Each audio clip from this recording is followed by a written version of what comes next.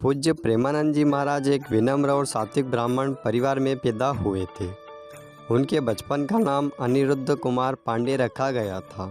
महाराज जी का जन्म अखरी गांव सरसोल ब्लॉक कानपुर उत्तर प्रदेश में हुआ था। उनके दादा एक सन्यासी थे।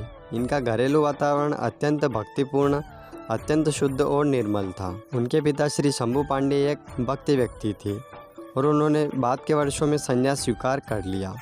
उनकी माता श्रीमती रमा देवी बहुत पवित्र थी और सभी संतों के लिए उनके मन में बहुत सम्मान था। दोनों नियमित रूप से संत सेवा और विभिन्न भक्ति सेवाओं में लगे हुए थे। उनके बड़े भाई ने श्रीमद् भागवतम के श्लोक पढ़कर परिवार की आध्यात्मिक आभा को बढ़ाया। पवित्र गृहस्थी के वातावरण ने उनके भीतर छिपी अव्यक्त आध्यात्मिक चिंगारी को तीव्र कर दिया। भक्तिपूर्ण पारिवारिक पृष्ठभूमि को देखते हुए महाराज जी ने बहुत कम उम्र में ही विभिन्न चालीसा का पाठ करना शुरू कर दिया था। जब वे 5वीं कक्षा में थे तब उन्होंने गीता, श्री सुख सागर पढ़ना शुरू किया।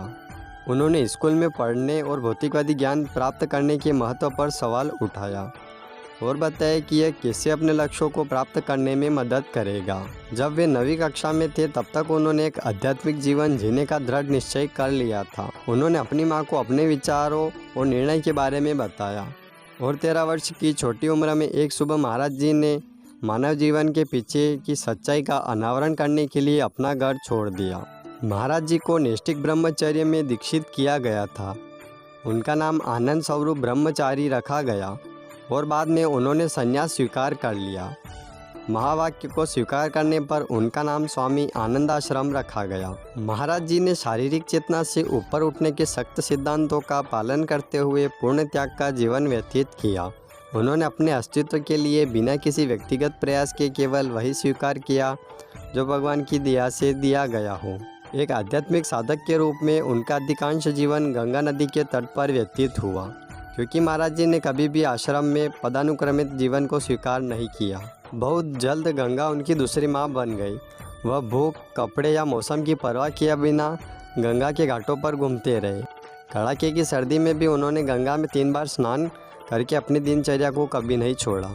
महाराज जी पर निसंदेह भगवान शिव की कृपा थी। एक दिन बनारस में एक पेड़ के नीचे ध्यान करते हुए श्री श्याम श्यामा की कृपा से वृंदावन की महिमा के प्रति आकर्षित हुए। सुबह वे श्री चैतन्य महाप्रभु की लीला और रात में श्री श्यामा श्याम की लीला देखते थे। यह 1 महीना उनके जीवन का टर्निंग पॉइंट साबित हुआ। बाद में स्वामी जी की सलाह पर और श्री नारायण दास भक्तमाली के शिष्य की मदद से महाराज जी मथुरा जाने वाली ट्रेन में सवार हुए। महाराज जी बिना किसी परिचित के वृंदावन पहुँचे। बांके बिहारी जी के मंदिर में उन्हें एक संत ने कहा कि उन्हें श्री राधा वल्लभ मंदिर भी जाना चाहिए। महाराज जी 10 साल तक अपने सद्गुरुदेव की करीबी सेवा में रहे। जल्द ही अपने सद्गुरुदेव की कृपा और श्री वृंदावन धाम की कृपा से वह भक्ति भाव में पूरी तरह लीन हो गए और श्री राधा के चरण कमलों में असीम भक्ति विकसित की। महाराज जी वर्तमान में वृंदावन में रह रहे हैं और अपना समय ध्यान, आध्यात्मिक गतिविधियों में बिता रहे हैं। कहा जाता है कि प्रेमानंद जी महाराज वृद्धावस्था में होने के बावजूद भी अच्छे स्वास्थ्य में हैं। महाराज जी अपनी शिक्षा और दर्शन के लिए दुनिया भर के लोगों द्वारा बहुत सम्मानित हैं। प्रेमानंद जी वृंदावन वाले भारत के वृंदावन में स्थित एक आध्यात्मिक संगठन है। इस संगठन की स्थापना प्रेमानंद जी महाराज द्वारा की गई थी। इसका उद्देश्य अपने विभिन्न कार्यक्रमों और पहलों के माध्यम से शांति और प्रेम का संदेश फैलाना है।